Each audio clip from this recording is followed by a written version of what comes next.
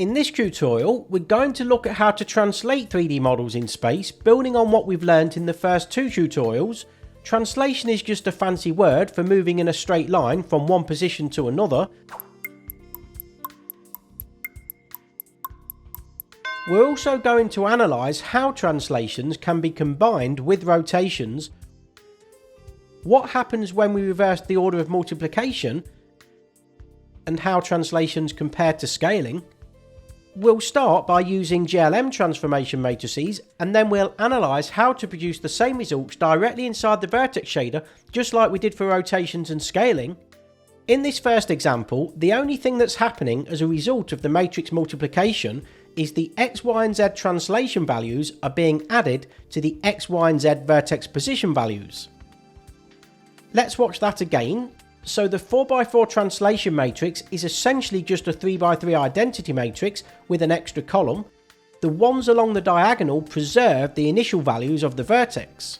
The first one is the X component of the X axis, which preserves the -6. The second one is the Y component of the Y axis, which preserves the 5.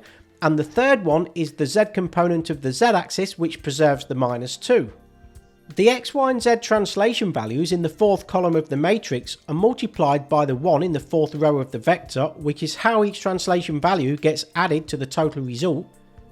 To translate a model by using GLM, we just need to pass our matrix to the GLM translate function, along with the values for travelling along the X, Y and Z axes. So for example, to travel a distance of 7 along the X axis, 3 along the Y axis and 5 along the Z axis, we simply pass in those values as the second argument.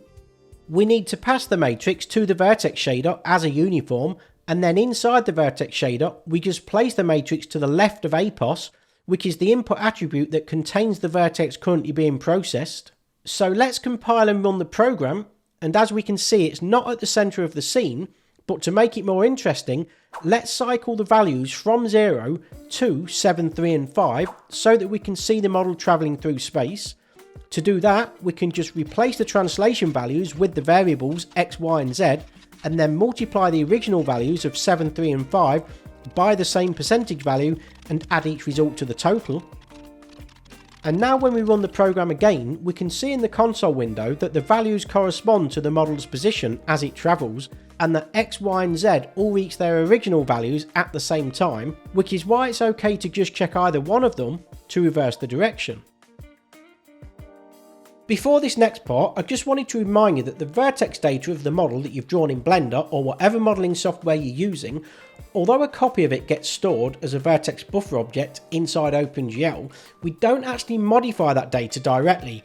Instead, what happens is that for each GL draw elements call on the CPU side, the model data gets fed into the vertex shader completely unchanged, and then typically we just use that data in the various calculations, such as when we're multiplying the model matrix by the vertex position values. But we don't need to do that, we can just add the translation values directly onto the APOS values and it produces exactly the same result, as you're about to see, and I'll see you in a bit. Cheers. Now let's do the same thing, but without using the GLM translation matrix. So inside the vertex shader, let's start by just changing the position, which we can do by creating a copy of APOS, and then we just add the translation values to the X, Y and Z position values.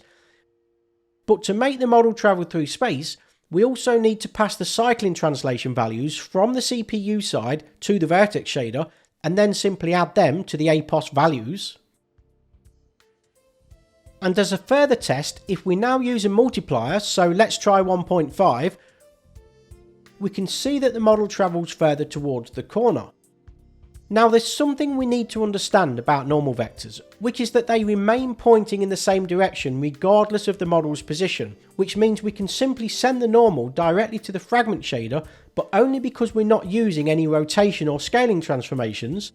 And so for now, we can comment the model matrix where it's declared, just here. Let's take a look at what would happen if we translated the normal vector by mistake. Remember that the purpose of a normal vector is to point perpendicular to the face it represents, and that a normal vector is just a single point in 3D space. Therefore, a line from the scene origin at 0, 0, 0 to that point is the normal vector, such as this blue arrow.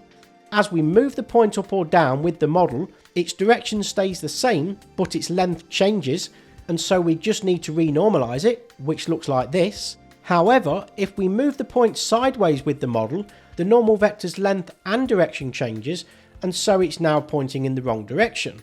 Anyway, back to the vertex shader. Let's save the file and run it just to make sure the lighting still looks correct, which it does.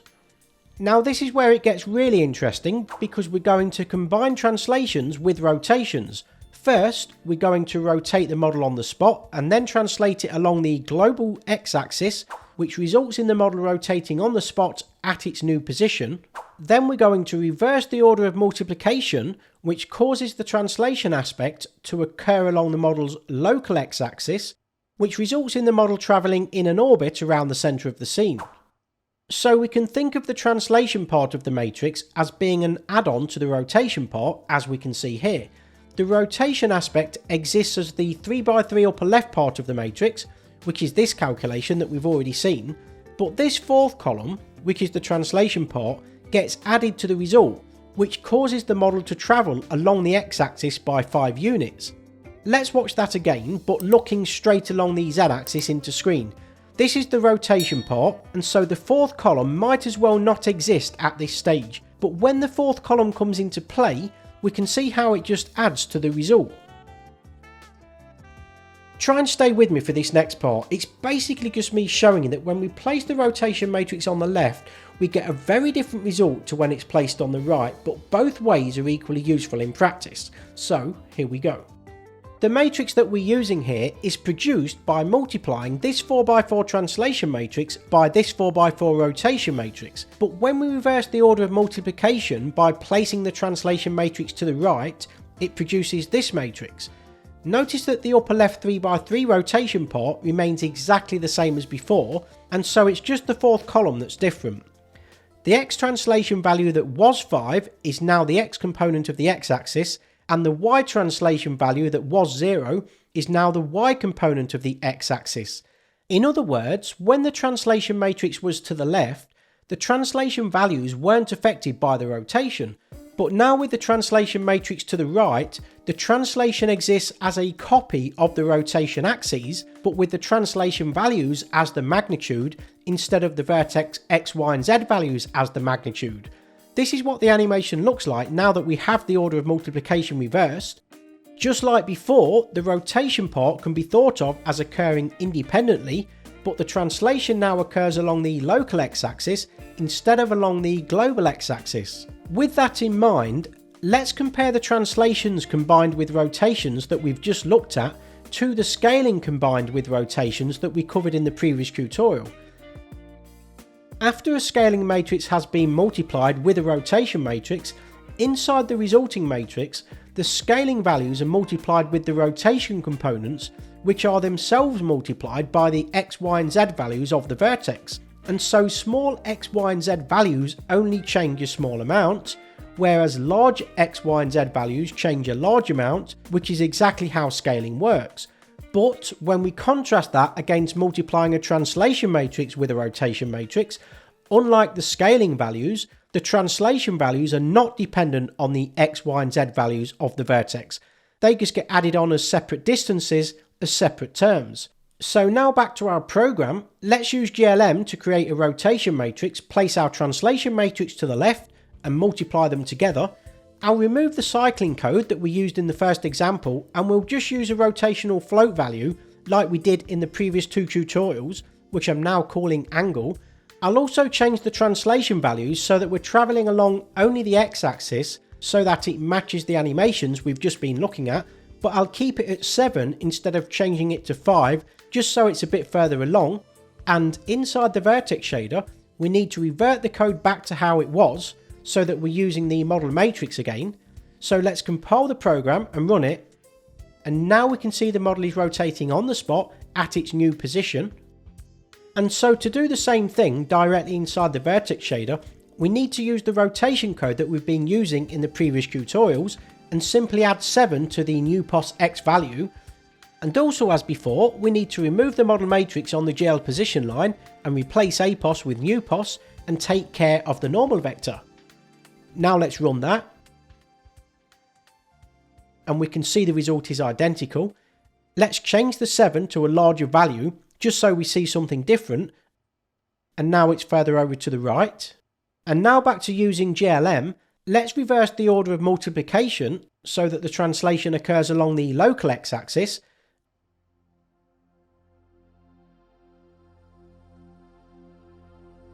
So just like we saw in the animation, the model first rotates and then it travels to its new position, and to do the same thing directly inside the vertex shader, we just need to add the x component of the x-axis to the new pos x value, the y component of the x-axis to the new pos y value, and multiply both components by the translation value, which is 7, but let's make it a negative value so it starts orbiting from the left.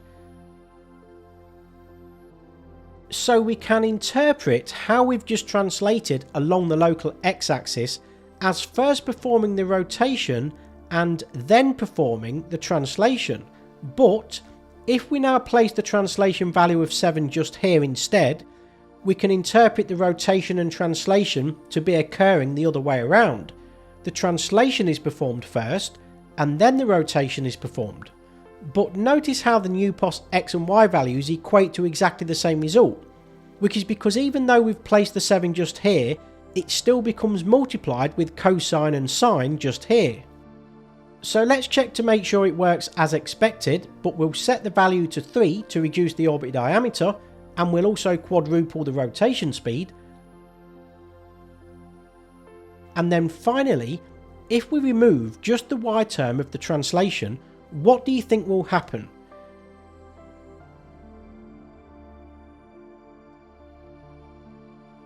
In contrast to example 1, in which case the model first rotates on the spot and then moves horizontally along the global x-axis, we're now making the travel distance of 7 dependent on the cosine of the angle, thereby causing it to cycle between 7 and -7, or we can interpret the situation in contrast to example 2a, in which case we've now removed the y value of the orbit, which results in the model swinging left to right, which is the same result. Don't forget to subscribe and see you next time. Cheers!